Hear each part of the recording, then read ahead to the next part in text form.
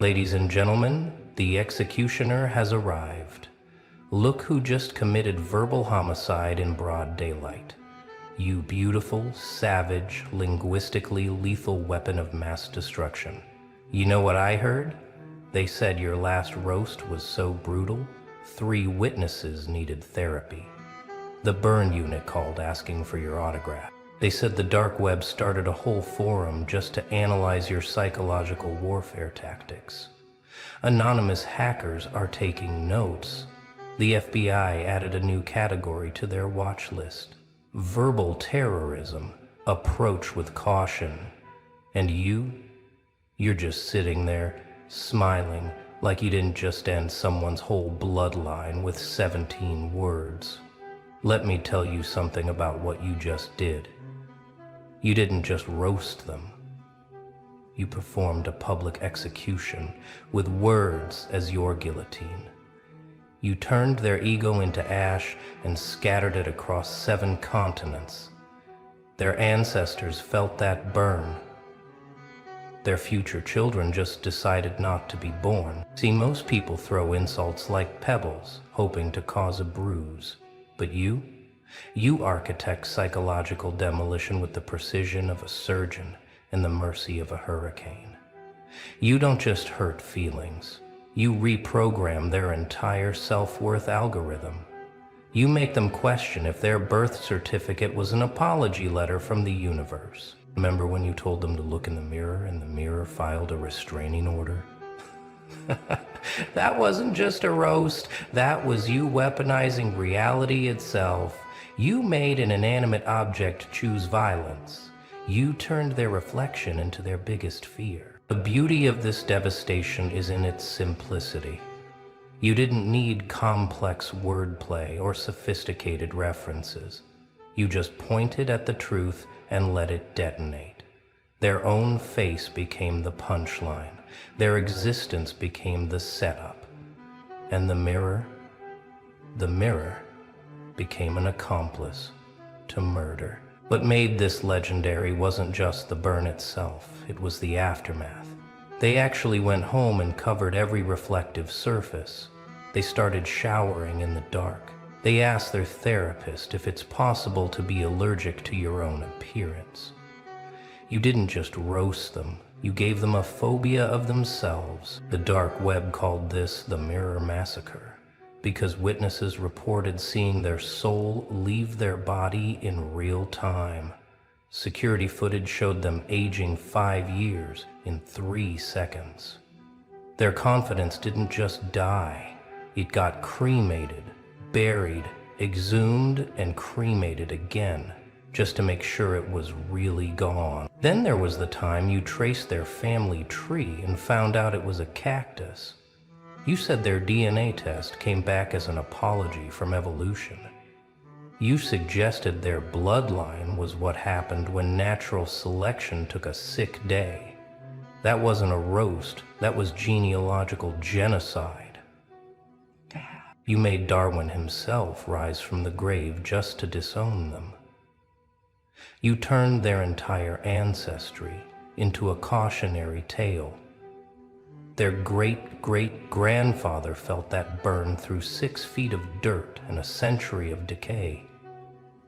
Time itself bent backwards just to make sure their past knew how badly you violated their future. Scientists are still studying the seismic activity caused by their ancestors collectively turning in their graves. Archaeologists found cave paintings that somehow predicted this moment of destruction. History books added a footnote. This bloodline ends here. Cause of death, words. The most savage part? You made them Google their own family history, hoping to find one successful relative to defend themselves with. They found nothing but participation trophies and court records. You turned their family reunion into a support group. Their family tree doesn't have branches anymore. It has band-aids. Remember when you said their IQ test came back negative? When you suggested their brain was on airplane mode since birth? When you called them the human equivalent of a loading screen that never loads, that transcended roasting. That was cognitive assassination. You made them take an online IQ test just to prove you wrong. The computer crashed. The website sent them a sympathy card. Tech support called to make sure they were okay. You didn't question their intelligence. You proved it was a myth, like unicorns, but less believable and definitely less useful. The way you explained that they're the reason shampoo has instructions. The way you suggested their thoughts echo because there's nothing for them to bounce off of. The way you said their brain cell died of loneliness. You turned stupidity into performance art and made them the permanent exhibition. Teachers from their past started sending apology letters for passing them. Their diploma filed for fraud. Their brain became a tourist destination for scientists studying the void. You made intellectual poverty look like their career choice, their passion project, their magnum opus of mediocrity. Then came the relationship roasts. When you said their love life was like a nature documentary, rare sightings and mostly solo missions, when you suggested their hand should file for spousal abuse, when you said their dating profile was birth control in digital form, you turned their romantic history into a horror story that Stephen King would call too depressing. You made loneliness look like it had a restraining order against them for stalking. Their future soulmate just decided to stay single forever. Cupid didn't just give up. Cupid switched careers. The way you described their flirting technique as a UNESCO World Heritage Site for cringe. The way you said their pickup lines were considered psychological warfare under the Geneva Convention. The way you suggested their kiss could wake Sleeping Beauty up just to ask for a lawyer. Dating apps started using their profile as a what not to do tutorial. Romance novels added them as the cautionary tale before chapter 1. Their ex didn't just dodge a bullet, their ex dodged a nuclear winter.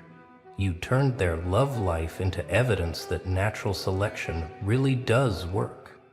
Your career roasts hit different though, when you said their resume was a suicide note for ambition, when you suggested their biggest career achievement was keeping a plant alive for a week, and even the plant was considering other options, when you called them LinkedIn's emergency contact for mediocrity.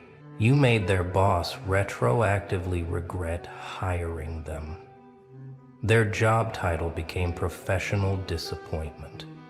Their salary started paying them to quit. Their business card became a warning label. You didn't just question their career. You held a funeral for their potential and made their dreams deliver the eulogy. The way you said their morning motivation was hitting snooze until it gave up. The way you suggested their spirit animal was a sloth on Xanax. The way you described their work ethic as aggressively unemployable. You turned their professional life into a masterclass on how gravity works on ambition.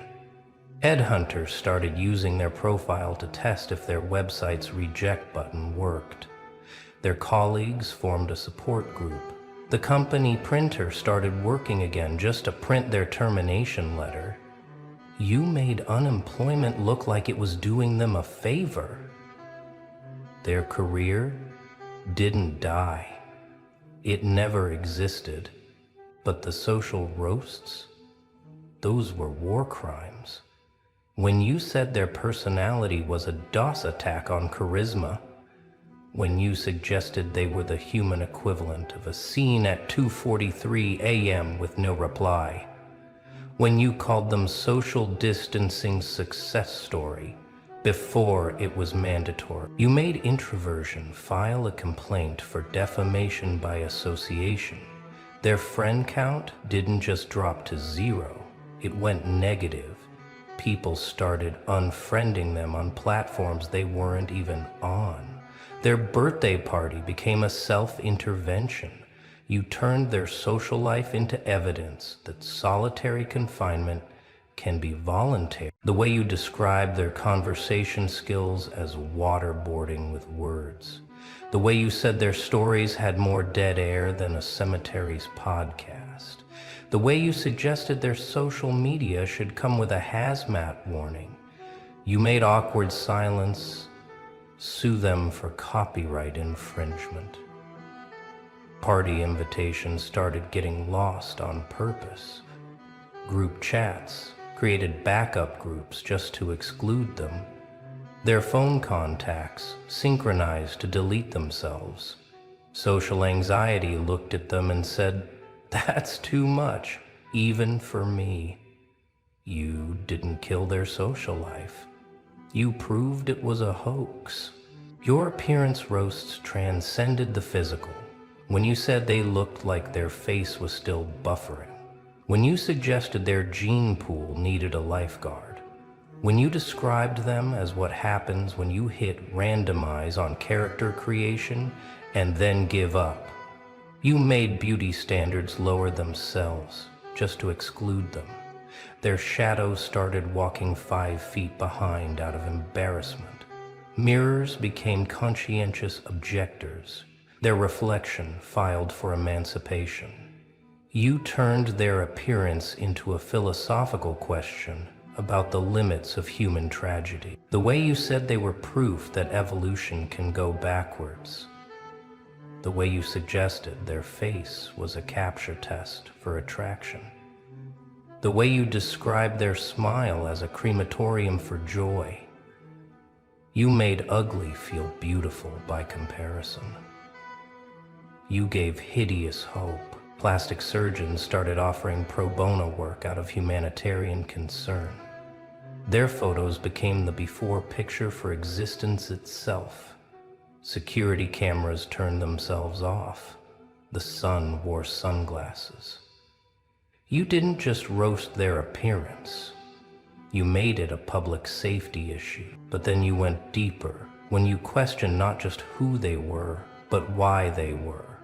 When you said their birth certificate was a manufacturer's recall. When you suggested their existence was proof that mistakes can breathe. That transcended roasting. That was existential assassination. You made philosophy professors use them as an example of what's the point. You turned their life into a rhetorical question nobody wanted answered. Their purpose became a missing persons report. Their meaning became a void that other voids avoided. You didn't question their existence. You disproved it the way you said they were what happened when participation trophies gained consciousness. The way you suggested their life was a screensaver, moving but meaningless. The way you described them as existence's rough draft that should have stayed deleted. You made being alive look like their biggest failure. The universe started calculating how to patch this glitch. Reality began debugging itself. Time considered a refund. Space wanted its space back. You turned their existence into an argument against intelligent design. Even chaos theory couldn't explain them. You made nothingness look productive by comparison. Your predictions about their future were prophecies of doom. When you said their obituary would be a sigh of relief. When you suggested their legacy would be a cautionary tale titled, "Don't." When you described their future as past tense, you weren't predicting. You were prescribing extinction. You made their potential commit suicide before it could disappoint anyone. Their dreams filed for asylum in someone else's sleep. Their goals became anti-goals for others. Their ambition became a "where are they now" segment before it even started. You turned their future into nostalgia for a present that nobody wanted. The way you said their vision board was a suicide note with pictures. The way you suggested their 5-year plan was everyone else's 5-year restraining order. The way you described their destiny as a detour to nowhere. You made tomorrow file a preemptive complaint. You made the future past tense. Fortune tellers started refunding them preemptively.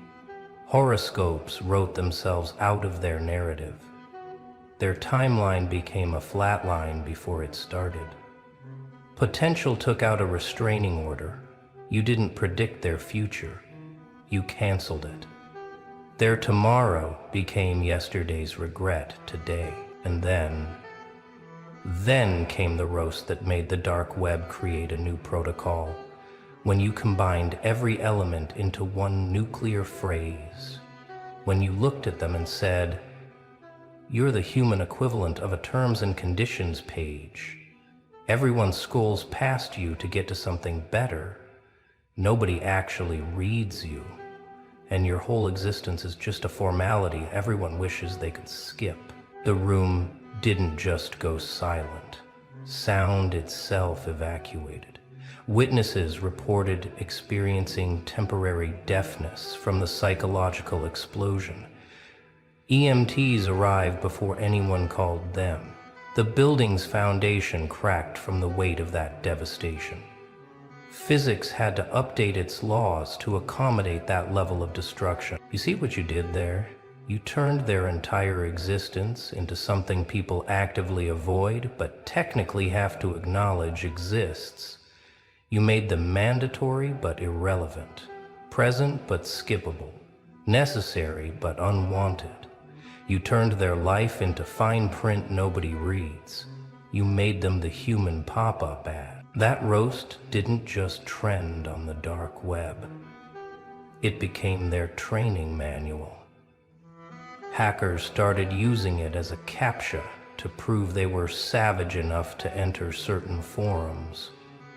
It became the standard by which all digital destruction is measured. You didn't just roast them. You created a new category of crime. What makes your roasts illegal isn't just the damage, it's the precision. You don't swing wildly, hoping to connect. You perform psychological surgery with a chainsaw. You map their insecurities like a GPS to their destruction. You turn their existence into your punchline portfolio. Every word is calculated for maximum devastation. Every pause is placed to let the pain marinate. Every breath you take between sentences is them drowning in realization. You don't just burn bridges, you make them grateful for the warmth while they fall. You turn their ego into a murder scene where they're both victim and witness. The dark web doesn't glorify your roasts because they're cruel. They study them because they're art. You've turned verbal violence into a science. You've made destruction look like design. You've turned roasting from a skill into a philosophy, from a moment into a movement, from words into weapons of mass psychological destruction. And the most terrifying part? You're not done. Every day you wake up with a vocabulary loaded like ammunition. Every conversation is a potential crime scene. Every word you speak carries the possibility of ending someone's whole self-concept. You're not just dangerous, you're inevitable. So here's to you, you beautiful destroyer of egos, you architect of verbal annihilation, you surgeon of psychological suffering. Your roasts don't just burn, they cauterize. They don't just hurt, they haunt.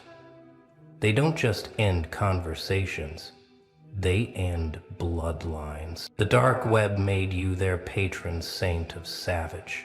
Your words became their Bible of brutality. Your roasts became the curriculum for their cruelty. You didn't just trend, you became the trend. You didn't just go viral, you became the virus.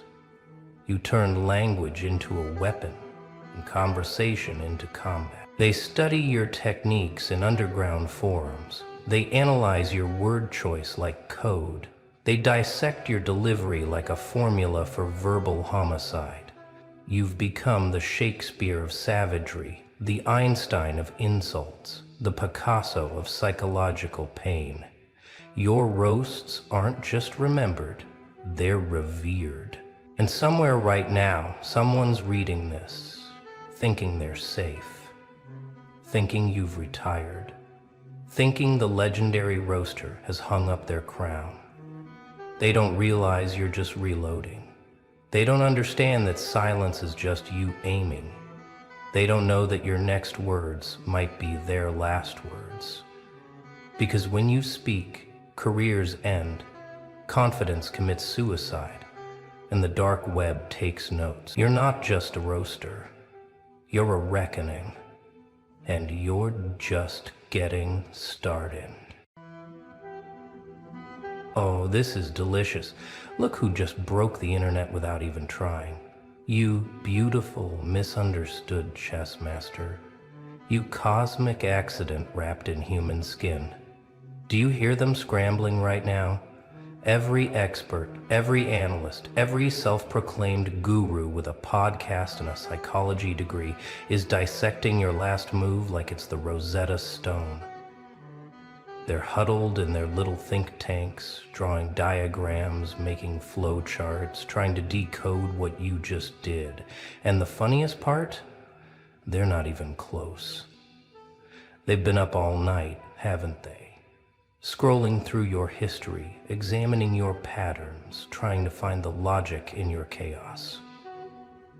Professional behaviorists are having emergency Zoom calls. Life coaches are rewriting their entire philosophy. Relationship experts are questioning everything they thought they knew about human nature. Because what you just did doesn't fit in their textbooks. It doesn't match their case studies. It sure as hell doesn't align with their neat little theories about how people are supposed to operate. Oh, they think they're so smart with their frameworks and their certifications. They've got your move up on their whiteboards, circled in red marker, surrounded by question marks. Unprecedented, they're calling it. Irrational, say the ones who never learned to think outside their academic cages. Fascinating, whisper the few who are starting to suspect they've been watching a master at work. But none of them get it. Not one of them understands that you weren't playing their game. You were playing something 3 dimensions above their comprehension. See, they're looking for patterns where you planted pandemonium. They're searching for strategy where you sowed pure instinct. They're trying to apply their dusty psychological models to someone who just rewrote the entire manual on human behavior. Your last action? It wasn't a move in their game. It was you flipping the board, setting it on fire, and then calmly walking away while they scramble to save their precious pieces. And now the dominoes are falling, one by one, creating a cascade they never saw coming. Let me paint you a picture of what's happening right now in rooms you'll never enter. There's a relationship expert in New York who just threw away 3 years of research because your move proved every one of her theories wrong. There's a behavioral analyst in London staring at his computer screen, watching the ripple effects of your action spread like wildfire through social dynamics he thought he understood. There's a team of corporate strategists who just realized their entire playbook is obsolete because someone like you exists. Your name is being whispered in academic circles like you're some kind of anomaly. Did you see what they did? echoes through university hallways, where professors pride themselves on understanding human nature. They're calling emergency meetings. They're revising their curricula. Some are having existential crises because if they can't explain you, what else have they been wrong about? Your single action has become a case study in chaos theory, except you're not chaos. You're precision disguised as pandemonium.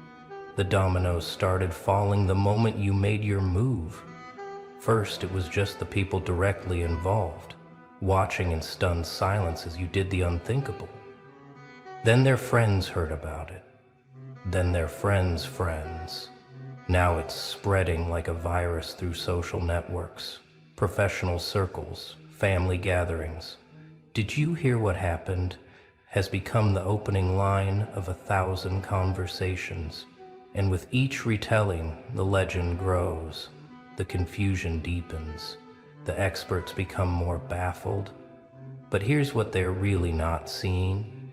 This isn't random. This is architecture. Every domino that falls was placed there by their own rigid thinking. You didn't push them over. You just showed them they were already teetering on the edge of their own limitations. Their inability to understand your move isn't your failure to be logical. It's their failure to transcend the mental prisons they've built for themselves. And now those prisons are collapsing, one analytical framework at a time. Meanwhile, in the shadows where the real players operate, something else is happening. The quiet ones, the observers, the ones who actually understand power dynamics, they're not confused. They're taking notes. They see what you did for what it really was, a masterclass in psychological warfare without firing a single shot. These aren't the loud experts on social media. These are the chess players who operate in silence, and even they're impressed. Your move is being discussed in places the public experts don't even know exist. Private forums where strategists dissect real power moves. Closed-door meetings where influence is currency and perception is everything. They're not trying to understand you. They're trying to figure out if you're a threat or an opportunity. Some are already attempting to recruit you, not knowing you can't be bought, because you've transcended their economy entirely. The underground sees what the surface experts miss. You didn't break the rules. You revealed there were never any rules to begin with. Just agreements made by people too scared to color outside the lines. Your action exposed the fake boundaries everyone's been respecting, out of politeness or fear. And now those boundaries are dissolving like sugar in rain. The ones who get it are either terrified or exhilarated, because they know what comes next. The old game is ending. A new one is beginning, and you're the one who flipped the switch. What's really messing with their heads is the elegance of it all. They expected destruction to be messy, chaotic, violent, but you demolished their entire worldview with the grace of a ballet dancer. One move, precise, calculated, irreversible.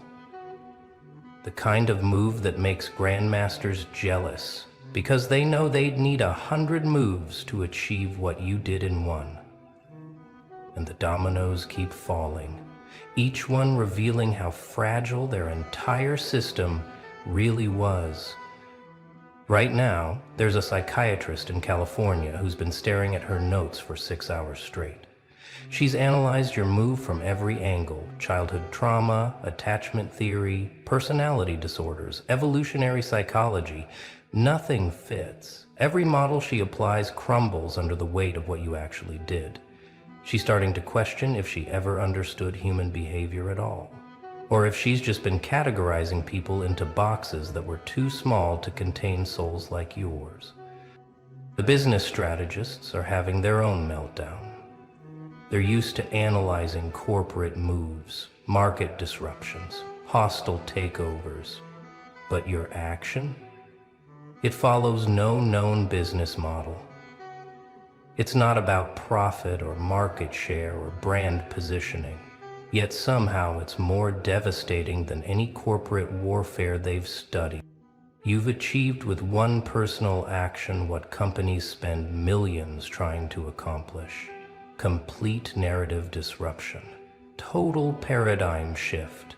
Absolute dominance without apparent effort. Social media analysts are watching the metrics go haywire. The engagement patterns around your move don't match any algorithm they've seen. It's not viral in the traditional sense. It's something else. Something deeper. People aren't just sharing or commenting. They're having existential crises in the comments sections. They're DMing strangers asking, "Did you see what they did? What does it mean?" The AI trying to categorize the responses is having a nervous breakdown. Your move broke their machines before it broke their minds. Even the spiritual gurus are confused. The ones who claim to understand energy and karma and universal laws. Your move doesn't fit their cosmic frameworks either. It's not light or dark, good or evil, karmic or dharmic. It exists in a space they don't have words for. Some are calling it evolution, others are calling it revolution. The honest ones are admitting they have no fucking clue what they're witnessing, but they can feel the universe itself holding its breath. The speed is what's really getting to them. They expected ripples, not tsunamis. In their models, change happens gradually. People process, adapt, integrate, but your dominoes? They're falling at quantum speed. What should take months is happening in hours. What should affect dozens is reaching thousands. The acceleration defies their understanding of social physics. It's like you found a glitch in reality's source code and exploited it with surgical precision. Each fallen domino reveals another layer of their incompetence. The marriage counselor whose advice suddenly seems prehistoric. The career coach whose strategies look like children's games. The financial advisor whose risk assessments didn't account for someone who doesn't play by fear. They're all watching their life's work crumble because you proved their fundamental assumptions wrong. They built careers on understanding patterns. You built a moment on shattering them. Here's what's really beautiful, though. The dominoes aren't just falling randomly. They're falling in a pattern that only makes sense in retrospect. Like you saw the whole picture before making your move. Like you knew exactly which piece would trigger which collapse. The experts are trying to map it now, drawing lines between cause and effect, but they're always 3 steps behind. By the time they understand one connection, you've already triggered 10 more they haven't noticed yet. And the people caught in the cascade, they're having awakenings they didn't ask for. Your move forced them to question everything. Their relationships, their careers, their beliefs about how the world works. Some are angry at you for disrupting their comfortable delusions. Others are grateful, finally seeing the cages they've been living in. But all of them are changed. Your single action became their catalyst for transformation, whether they wanted it or not. Watch them squirm in their expertise. The relationship expert who built an empire on communication is key just watched you achieve more with silence than she ever did with words. The body language analyst who swears he can read anyone is rewinding footage of you, finding nothing but contradiction in your micro-expression. The dating coach who teaches manipulation tactics just witnessed you destroy the entire game by refusing to play it. They're publishing emergency blog posts now, understanding the inexplicable, a professional analysis, and, when traditional psychology fails, new frameworks needed. Desperate attempts to maintain authority while their foundations crumble. Some are doubling down, trying to force your square peg into their round holes. Others are having professional identity crises, realizing they've been selling snake oil disguised as wisdom. The neuroscientists are the most frustrated. They've got your brain scans, metaphorically speaking, and nothing computes. Your neural patterns during the moment of action showed simultaneous activation in areas that should be mutually exclusive. Fight and flight, and freeze and transcendence all firing at once. One researcher threw his laptop across the room, shouting, "This isn't possible!" But it is. You're the proof that their maps of human consciousness are still drawn in crayon. My favorite are the evolutionary psychologists trying to explain your move through ancestral patterns. It's clearly a dominance display from our savannah days, one claims. No, it's a mating strategy evolved from prehistoric tribal dynamics, argues another. They're so busy looking backward, they can't see you're not operating from the past. You're operating from a future they haven't evolved enough to perceive yet. The pattern is actually simple, but their complex minds can't grasp simplicity anymore. You didn't calculate outcomes. You didn't strategize responses. You just acted from a place of absolute authenticity. And authenticity is kryptonite to a world built on performance. Every expert studying your move is looking for the trick, the technique, the hidden agenda. They can't fathom that maybe, just maybe, you simply did what felt true. But authenticity at your level isn't just being honest. It's being so aligned with your core that every action becomes an expression of pure will. No filter between thought and manifestation. No gap between intention and impact. The experts are used to analyzing the gaps. That's where they live, in the spaces between what people think, say, and do. But you collapsed those spaces. You became unified. And unity is terrifying to those who profit from fragmentation.